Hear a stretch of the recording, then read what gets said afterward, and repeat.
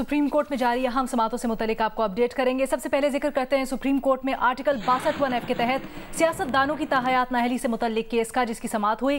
अदालत से दरख्वास्त है कि ताहयात नाअहली के फैसले का दोबारा जायजा ले। ये अटॉर्नी जनरल ने इस्तदा की, कहा कि इलेक्शन एक्ट की तायीद करूंगा क्योंकि ये विफाक का बनाया गया कानून है। चीफ जस्टिस ने सवाल किया कि तमाम एडवोकेट जनरल्स अटॉर्नी जनरल के मौक़िफ़ की तायीद करते हैं या मुखालफत। तमाम एडवोकेट जनरल्स ने इलेक्शंस एक्ट में तरमीम की हिमायत कर दी।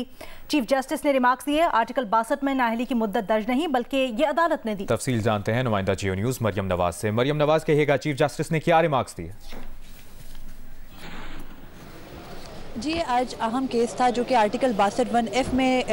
के तहत नाअहली से मुतालिक तनाज़े को हल करने के लिए था, और इसमें सुप्रीम कोर्ट ने पहले ही पब्लिक नोटिस भी जारी कर रखा था। तमाम एडवोकेट जनरल्स और अटॉर्नी जनरल को भी नोटिस था। तो आज अदालत की जानिब से अहम रिमार्क्स आए, जिसमें चीफ जस्टिस काजी फरीसा ने सवाल किया कि आर्टिकल 62 में जब ताहयात नाअहली की मुद्दत से मुतालिक कुछ लिखा नहीं है या ताहयात नाअहली का नहीं लिखा, तो फिर ये मुद्दत का तयन कैसे हुआ, जिस पर अदालत को बताया गया कि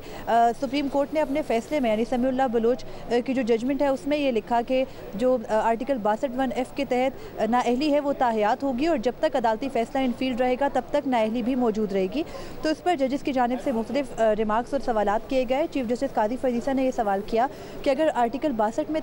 में नाअहली की मुद्दत दर्ज नहीं है तो क्या दीगर आर्टिकल्स की मदद ली जा सकती है। इसके अलावा चीफ जस्टिस ने यह भी कहा कि अगर जो आर्टिकल 62 है उसकी ज़ेली शिकें देखें तो उनमें किरदार के हवाले से जो है वो डिक्लेरेशंस हैं, और उनमें ये कहा गया है कि अगर कोई शख्स अच्छे किरदार का मालिक होगा तो वो इंतखाबात में हिस्सा ले सकता है। इस पर चीफ जस्टिस ने कहा कि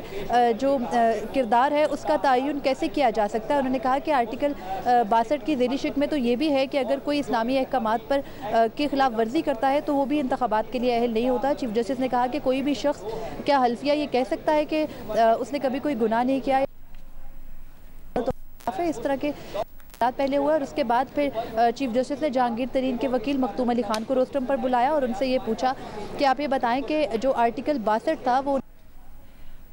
तरमीम के बाद क्या हुआ। तो उस पर मखदूम अली खान ने अदालत को बताया कि जो आर्टिकल 62 है वो पहले प्लेन रीडिंग थी, यानी उसमें इतनी पेचीदगियाँ नहीं थी, लेकिन 1985 में सदारती ऑर्डर के तहत जो दीगर शिके हैं किरदार से मुतालिक वो शामिल की गई पार्लियामेंटेरियंस के। और इस पर फिर चीफ जस्टिस ने कहा कि 1985 में तो ज़िया का दौर था, तो क्या एक आमिर जो कि ख़ुद आइन तोड़े वो इस तरह किरदार से मुतालिक शिके शामिल कर सकता है। और चीफ जस्टिस ने यह भी कहा कि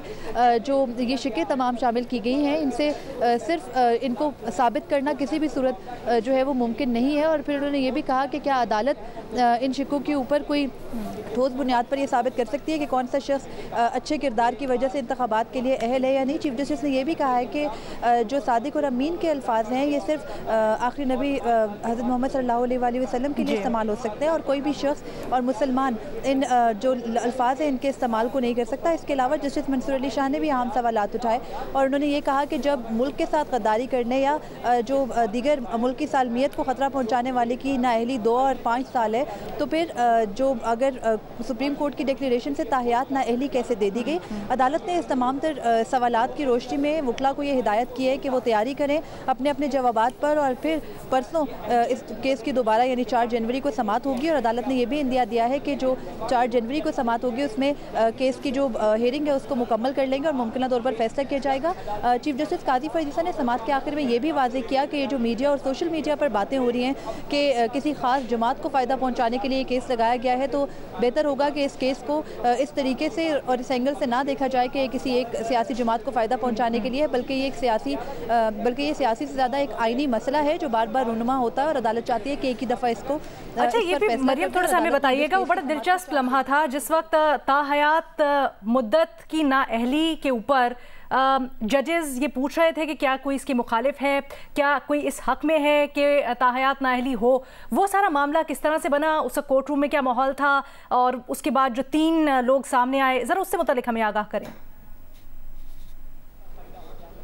देखिए, अटॉर्नी जनरल समेत जो तमाम एडवोकेट जनरल्स थे और वकला अदालत के सामने थे, वो तो ताहियात नाअहली के मुखालिफ ही थे। लेकिन अदालत को जब ये तय करना है कि ताहियात नाअहली आर्टिकल 62(1)(f) के तहत बनती है या नहीं, तो उस पर चीफ जस्टिस ने पूछा कि क्या कोई इस कानून की मुखालफत भी कर रहा है या इस जो अदालती फैसला है उसकी मुखालफत भी कर रहा है या नहीं। तो इस पर इलेक्शन एक्ट की मुखालफत का सवाल किया गया। तो उस पर जो अदालत में मौजूद थे,